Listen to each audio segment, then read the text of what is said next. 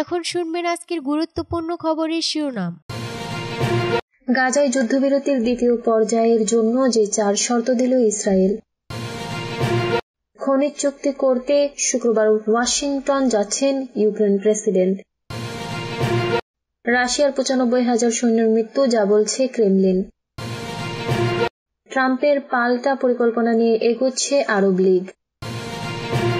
সুদানে আবাসিক এলাকায় সামরিক বিমান বিধ্বস্তে অন্তত 20 জন নিহত।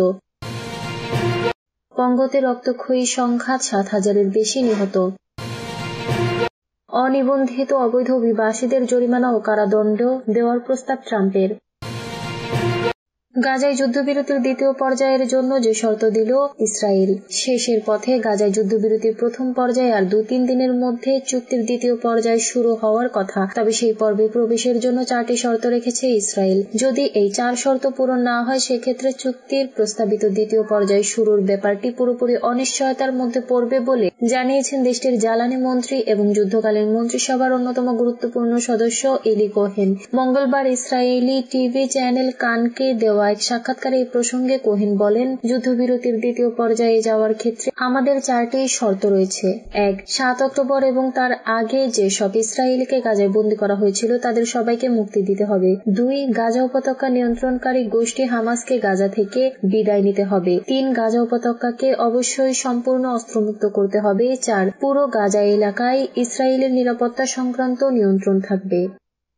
খনিজ চুক্তি করতে শুক্রবার ওয়াশিংটন যাচ্ছেন ইউক্রেন প্রেসিডেন্ট। যুক্তরাষ্ট্রের সঙ্গে বড় ধরনের খনিজ চুক্তি করতে আগামী শুক্রবার ওয়াশিংটন যাচ্ছেন ইউক্রেনের প্রেসিডেন্ট ভলোদিমির জেলেনস্কি। বুধবার ব্রিটিশ বার্তা সংস্থা রয়টার্সের বরাত দিয়ে ভারতীয় গণমাধ্যম এনডিটিভি এ তথ্য জানিয়েছে। প্রতিবেদনে বলা হয়, ইউক্রেন এবং আমেরিকা একটি খনিজ সম্পদের চুক্তি করতে রাজি হয়েছে। এই চুক্তি হলে মার্কিন প্রেসিডেন্ট ডোনাল্ড ট্রাম্প ও ভলোদিমির জেলেনস্কির মধ্যে সম্পর্ক সহজ হতে পারে। কিয়েভের এক উচ্চপদস্থ কর্মকর্তা বলেছেন, এই চুক্তিতে বলা হতে পারে ইউক্রেনের খনিজ সম্পদের ব্যবস্থাপনা আমেরিকা ও ইউক্রেন মিলে করবে এবং সেখান থেকে যে অর্থ পাওয়া যাবে তা একটি নতুন তহবিলে যাবে। 2 দেশ সেই অর্থ ভাগ করে নেবে। এর আগে জেলেনস্কি খনিজ সম্পদ নিয়ে ট্রাম্পের দাবি খারিজ করেছিলেন। ট্রাম্পের আগে $50,000 কোটি বেশি খনিজ সম্পদ আর আমেরিকার সামরিক সাহায্য বাবদ $6,000 কোটি দাবি করেছিলেন। খসড়া চুক্তিতে অবশ্যই সেই দাবির কথা নেই, তবে ট্রাম্প বলেছেন এটা $1 ট্রিলিয়ন চুক্তি হতে পারে। এই চুক্তিতে কোনো নিরাপত্তা গ্যারান্টি দেওয়া হয়নি। ইউক্রেন অবশ্য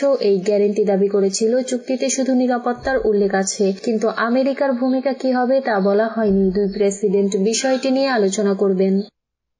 রাশিয়ার 95,000 সৈন্যের মৃত্যু, যা বলছে ক্রেমলিন। ইউক্রেনের সঙ্গে যুদ্ধে রাশিয়ার 95,000-এর বেশি সৈন্য নিহত হয়েছেন বলে রুশ স্বাধীন সংবাদ মাধ্যম মিডিয়াজোনা এক প্রতিবেদনে প্রকাশ করেছে। তবে ব্রিটিশ সংবাদ মাধ্যম বিবিসির রাশিয়া সার্ভিসের সঙ্গে যৌথভাবে তৈরি করা এই প্রতিবেদনের বিষয়ে মন্তব্য করতে অস্বীকৃতি জানিয়েছে ক্রেমলিন। সম্প্রতি মিডিয়াজোনা ও বিবিসি রাশিয়া রুশ রাষ্ট্রায়ত্ত সংবাদ মাধ্যমের প্রতিবেদন, সামাজিক যোগাযোগ মাধ্যমের তথ্য, নতুন স্মৃতিসৌধ ও সমাধির তথ্য যাচাই বাছাই করে নিশ্চিত হওয়া নিহত সৈন্যদের তালিকা তৈরি করেছে। ইউক্রেন রাশিয়া যুদ্ধের 3য় বার্ষিকীতে সোমবার নিহত সৈন্যদের ছবি ও প্রাথমিক তথ্য-উপাত্ত দিয়ে এই প্রতিবেদন প্রকাশ করে মিডিয়াজোনা। রাশিয়ান শিল্পী ভ্যাসিলি ভেরেশচাগিনের বিখ্যাত চিত্রকর্মের আদলে তৈরি করা ইনফোগ্রাফে হাজার হাজার ছবি উপস্থাপন করা হয়েছে। মিডিয়াজোনার প্রতিবেদনে বর্তমানে 95,300 সৈন্যের তালিকা রয়েছে। সুদানে আবাসিক এলাকায় সামরিক বিমান বিধ্বস্ত, 20 জনের বেশি নিহত। সুদানে আবাসিক এলাকায় একটি সামরিক বিমান বিধ্বস্তের ঘটনায় 20 জনের বেশি নিহত হয়েছেন। নিহতদের মধ্যে সামরিক কর্মী ও বেসামরিক নাগরিকও রয়েছেন। ব্রিটিশ বার্তা সংস্থা রয়টার্স তাদের এক প্রতিবেদনে খবর জানিয়েছে। খবরে বলা হয়, উত্তর ওমদুরমানের ওয়াদি সেইদনা সামরিক বিমানবন্দরের কাছে এ দুর্ঘটনার ঘটে বলে সামরিক ও চিকিৎসা সূত্র বুধবার এই খবর জানিয়েছে। সামরিক সূত্র জানিয়েছে যে বিমান দুর্ঘটনাটি সম্ভবত কারিগরি কারণে ঘটেছে। নিহতদের মধ্যে মেজর জেনারেল বাহর আহমেদও রয়েছেন, যিনি খার্তুমের একজন সিনিয়র কমান্ডার ছিলেন এবং পূর্বে পুরো রাজধানী জুড়ে সেনাবাহিনীর কমান্ডার হিসেবে দায়িত্ব পালন করেছিলেন। মঙ্গলবার সুদানের সেনাবাহিনী এক বিবৃতিতে জানিয়েছে যে এই ঘটনায় বেশ কয়েকজন সামরিক কর্মী এবং বেসামরিক নাগরিক নিহত হয়েছেন। বিবৃতিতে বিস্তারিত তথ্য দেওয়া হয়নি।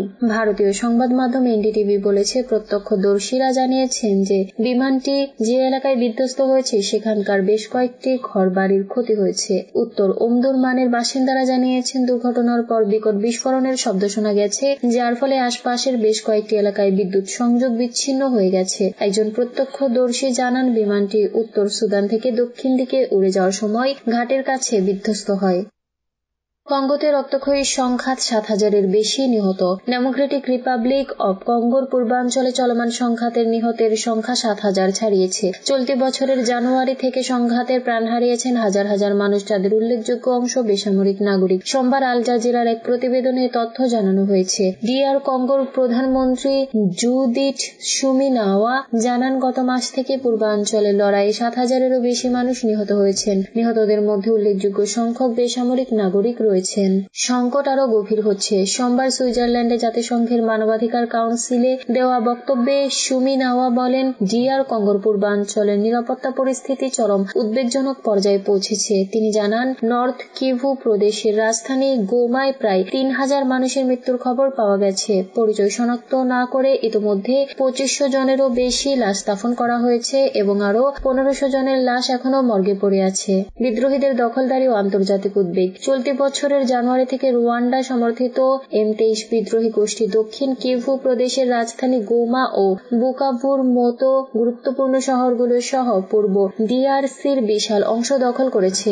বিদ্রোহীদের দ্রুতগতির আক্রমণ জাতিসংঘ মহাসচিব অ্যান্টোনিও গুতেরেস সহ বিশ্ব নেতাদের গভীর উদ্বেগের কারণ হয়ে দাঁড়িয়েছে। সম্প্রতি গুতেরেস সতর্ক করে বলেন, এই লড়াই পুরো অঞ্চলকে গ্রাস করতে পারে।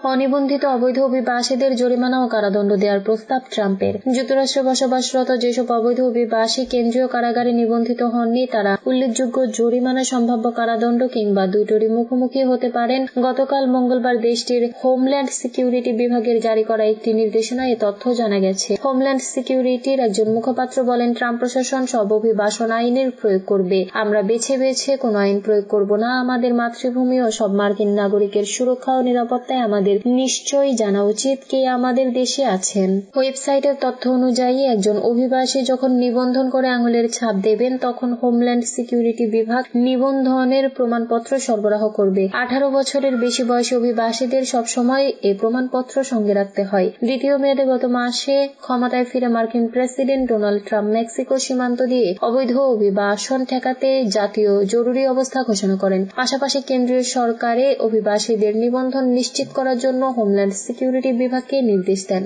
ডোনাল্ড ট্রাম্পের সরকার পূর্ববর্তী বাইডেন প্রশাসনের CBP 1 এন্ট্রি কর্মসূচি বন্ধের চেষ্টা করেছে। কর্মসূচি লাখ লাখ অভিবাসীকে বৈধভাবে যুক্তরাষ্ট্রে প্রবেশের অনুমতি দিয়েছিল।